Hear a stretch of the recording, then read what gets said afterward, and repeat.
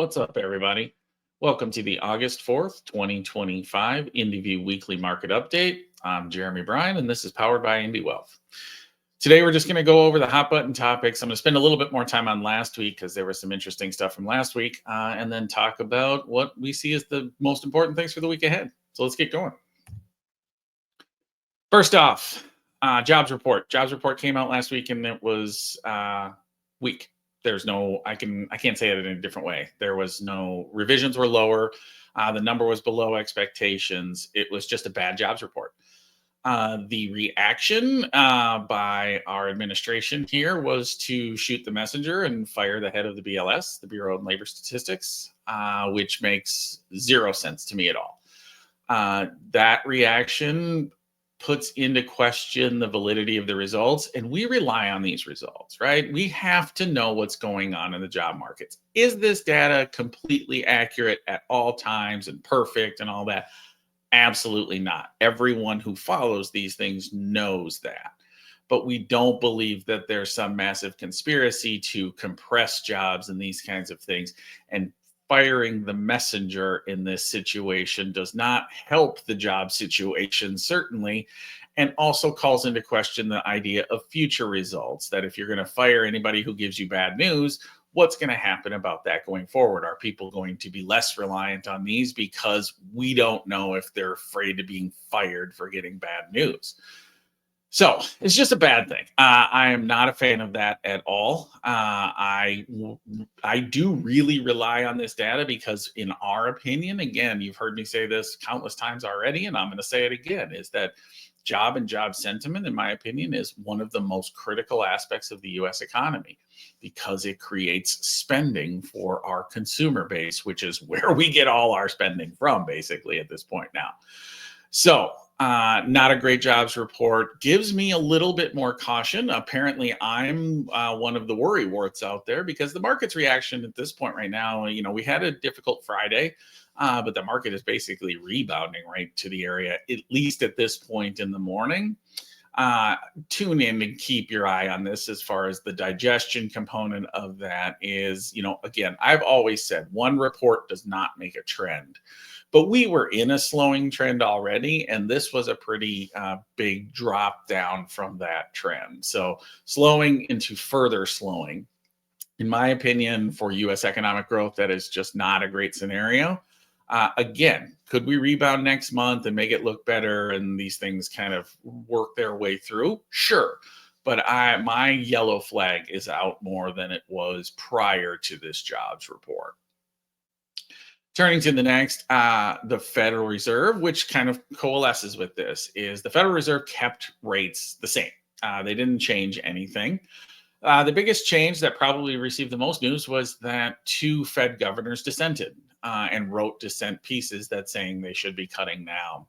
I think you combine that with the jobs report we saw on Friday, and the market is now expecting a cut in September. I think I looked at the CME Fed Watch report, and I think it was an 85% probability of a cut at this point, which had risen from, I think it was 60% like 2 weeks ago.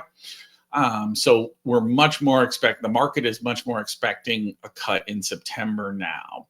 So there's pressure on the Fed to at least justify the reasons we're going to keep rates at their current levels now, because the market has been expecting 1 to 2 for the most part of the year. But as you've seen the year progress, the shorter term meeting, it always gets delayed closer to the end of the year. Well, we're getting closer to the end of the year now. So the next Fed meeting is in September. And yeah, the market right now is expecting a cut. I think that's probably accurate. I think there is some assessment and some thought that we don't want to be too late to this party, and especially that jobs report, given what we saw there. The question that the Fed has to answer is, should they be cutting in an area where tariffs could raise inflation? So we'll see. They have a tough job ahead. And so we're going to see. But the market is clearly anticipating a cut at this point right now. I mean, it's a long time till September. That could change, but at this point right now, they're putting on a pretty high probability that the Fed will start on an interest rate cut scenario. Turning to earnings, I said last week the big dogs reported. The big dogs were, for the most part, fine. For the most part, were pretty good. I think this year, I said before is that the market is kind of shrugging this off. We're near all-time highs again. We had a rough week last week, but we're rebounding back here today. But we're not in bad territory. We're up 6.5, 7% on the year for the S&P 500. And I think this is why, is that Q2 earnings, I was just looking at the FactSet thing just before I started recording here. We're anticipating, with about 66% of the companies reporting, we're looking at a 10% year-over-year earnings rate growth. 10% is good. 10%, is not bad at all. If the market's going to grow 10% on an annualized basis, we're probably going to be okay, even though the market's pretty expensive right now.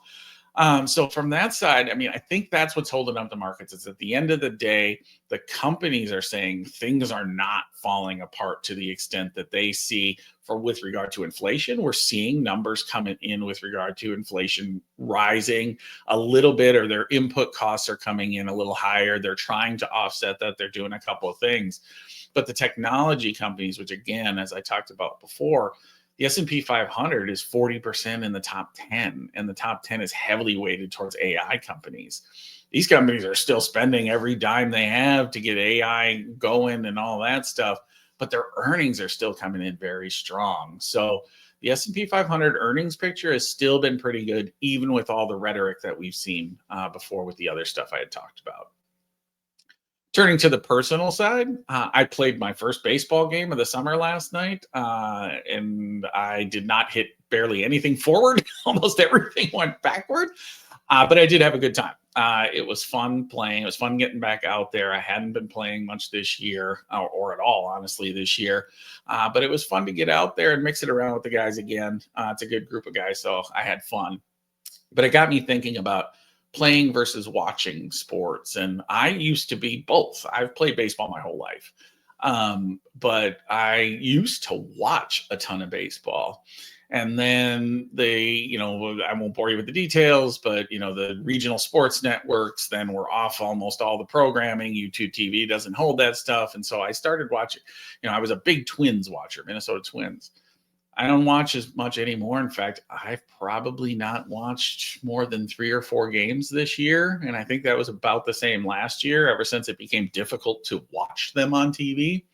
And I honestly don't go to the stadium as much as I used to at all either. I used to make at least a few games per year. Now I'm lucky if I make one. So playing versus watching, definitely enjoy playing baseball a little bit more versus watching it at this point. I think that, that goes for most sports at this point right now. No, I should say the inverted, is that I enjoy watching them much more than playing them. Basketball, I'd probably fall apart if I tried to play that right now.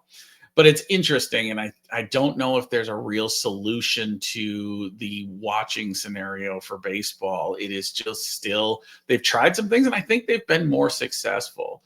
But still, it's a 162 game season. I will definitely be watching when the playoffs start. I'm now more of a playoffs only type of watcher, which is unfortunate, but it is what it is. And I don't know how you get around that. But I did have fun playing last night, even though I was relatively terrible hitting. So that's my weekly update. I hope you enjoyed it. If you like this, hit the like and subscribe button for me. But until next time, when I have the next hot button topic, we'll see you and take care.